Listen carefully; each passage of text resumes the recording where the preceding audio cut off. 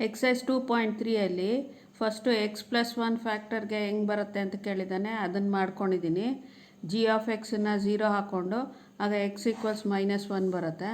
ಮಿಕ್ಕಿದ ಸಮ್ಮು ಇವಾಗ x⁴ 3x³ 3x² + x + 1 ಅಂತಿದೆ. ಅಲ್ಲೇ ಎಲ್ಲೆಲ್ಲಿ x ಇದೆಯೋ ಅಲ್ಲಿ -1 ಸಬ್ಸ್ಟಿಟ್ಯೂಟ್ ಮಾಡ್ಕೊಂಡಿದ್ದೀನಿ.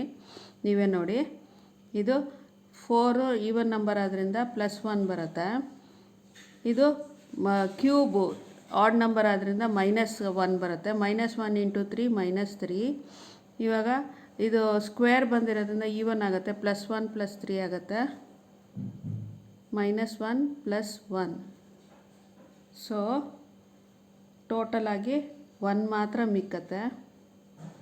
Therefore x + 1 is not a factor.